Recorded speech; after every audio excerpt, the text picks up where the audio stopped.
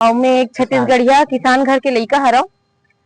आज मोर कर 1000 square feet अगर जमीन भी है, मोर घर में आपत्ति है, तो जो सरकार के जो गाइडलाइन है ओकर हिसाब से मोर जमीन ना तो मैं बेच सकत हूँ और ना ही मोर समस्या के मैं समाधान निकाल सकत हूँ। तो मैं यही चाहत हूँ सरकार से तो ये समस्या के समाधान निकाले। और में हम देख लेथन कि विधानसभा से जो बड़ौदा बाजार वाले रोड जाते और रोड में जिसे दोंदे कला गांव है, सारा गांव है, यहाँ रोड के मुख्य मार्ग के ऊपर के जमीन में एमन 22% से लेके 50% तक वृद्धि करे है। और अंदर के जो जमीन है, अंदर के जमीन जो 200-300 मीटर के जमीन है, उमन में एमन 500 से 800% की वृद्धि करे है। अब आप मन बताओ कि रोड के जो जमीन रही तेखर कीमत ज्यादा रही है कि अंदर की जमीन की कीमत ज्यादा रही है। अंदर के जमीन की कीमत है यदि 20 लाख में मिला थे और गाइडलाइन के हिसाब से वह 60 लाख रुपए हो गए, तो मोर तो जमीन ही नहीं बिकी। तब पूरा के पूरा ये जो सरकार के तरफ से जो गाइडलाइन बढ़ाए है तेमा एमन ला संशोधन करना चाहिए और अच्छे से सर्वे करके एमा नियम कानून के तहत में जनता मन ला फायदा पहुंचाना चाहिए। अच्छा, प्रेस कॉन्फ्रेंस करे हो तो संगठन से मिलके करत हो के थोड़ा सा बारे में बता। हाँ, हमन यहाँ जितना प्रेस वार्ता करे हैं यहाँ अलग अलग गांव के किसान आए हैं, कोनो तिंदा नेवरा से आए हैं, कोनो अभनपुर से आए हैं, कोनो रसनी गांव से आए हैं। ऐसे सर्वदलीय किसान मन हमन आए हैं और लगभग कलेक्टर में 300 से 400% तक की आपत्ति लगे हुए है। कितना पर प्रभाव पड़ी और कितना कम होना चाहिए?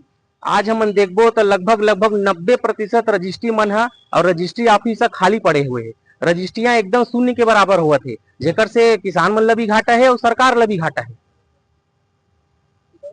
सर, जैसे आप मन बोला था किसान संगठन की तरफ जाए, ठीक है, तो जो संगठन है आप मन के पंजीकृत है कि अपंजीकृत है? सर नहीं, हम सब अलग अलग किसान मन सब अलग अलग पीड़ा में हम सब एकजुट मिल के धीरे से आए हैं, अपन सरकार से गुहार लगावत हन। यदि सरकार नहीं सुनी आगे तो फिर हम आगे के तैयारी करबो, न्यायालय के शरण में जाबोगा। यानी आप मन किसाने मन आए मिलजुल के? जी हाँ हाँ हाँ, नहीं, हम सब अलग अलग किसान हैं, सबो जन मिलजुल के एक दूसरे से आपस में परिचय करके आए हैं और आगे अगर हुई तो फिर संगठन के निर्माण करे जाही।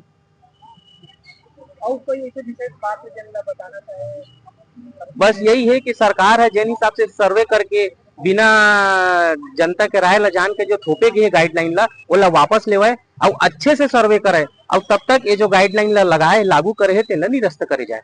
गवर्नमेंट गाइडलाइन जो राजपुर छत्तीसगढ़ में जो प्रचलित है, आप उसमें भी देखेंगे स्टाम्प ड्यूटी, रजिस्ट्रेशन फीस जो है वो लगभग 11.25% तक की फीस चार्ज की जाती है स्टाम्प और रजिस्ट्रेशन को मिलाकर, जो कि पूरे भारत में सबसे अत्यधिक मानी जाती है।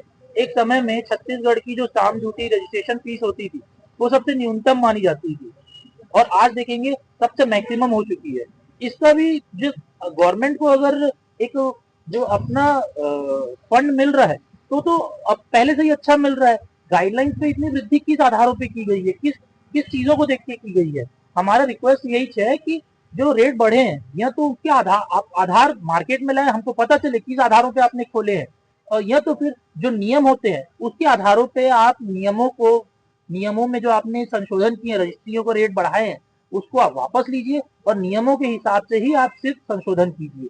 और हमारे सन गरीब किसान के मजबूरी ला और होकर आगे के कुछ हल या समस्या के हल निकाले के हम प्रोएक्टिव बेसिस पे काम कर रहे हैं। हम इसलिए वर्क कर रहे हैं कि गवर्नमेंट ने जो गाइडलाइन बढ़ाया है उसका आधार हमें प्रोवाइड करे और जो अगर उन्होंने ट्रायल एंड एरर बेसिस पे कुछ काम कर दिया है तो उसे जल्द से जल्द वापस ले, क्योंकि मार्केट में किसानों के बहुत सारे कॉन्ट्रैक्ट्स हो रखे हैं कि संपत्तियों को विक्रय करनी है।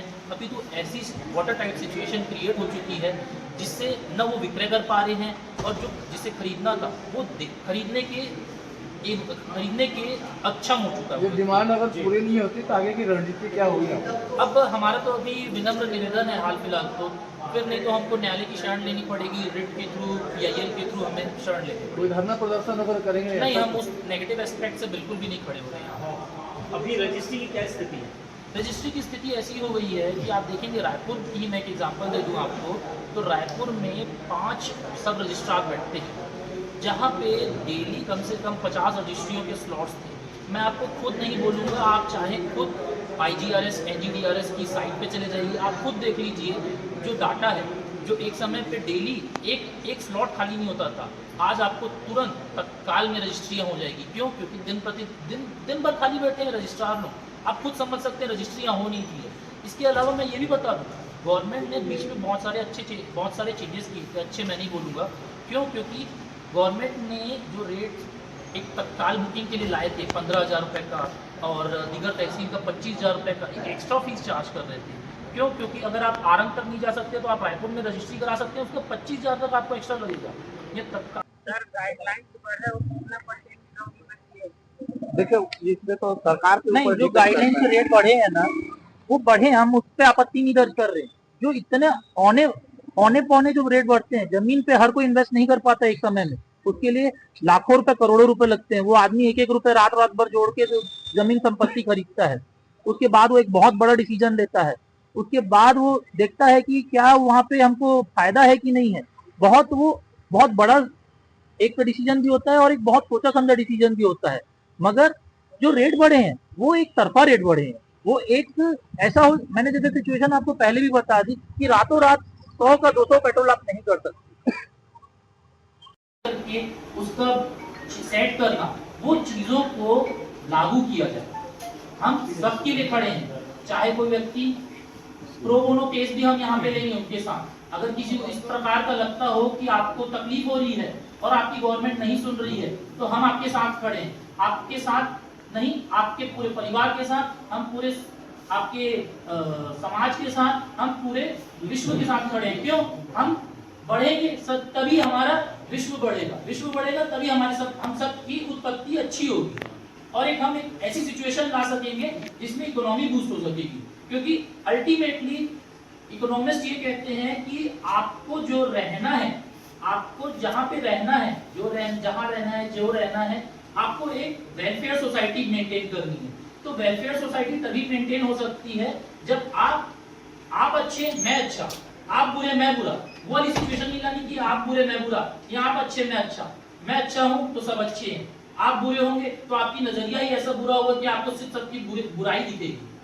मेरा सबसे यही रिक्वेस्ट है, और अधिकारियों से, मंत्रियों से यही निवेदन है कि जो ये प्राइसेस बढ़ाए गए हैं गाइडलाइंस पे, इसे तत्काल प्रभाव से वापस ले और पुनः कोशिश करें, और जो स्टाम्प ड्यूटी बढ़े है ओला निरस्त करे।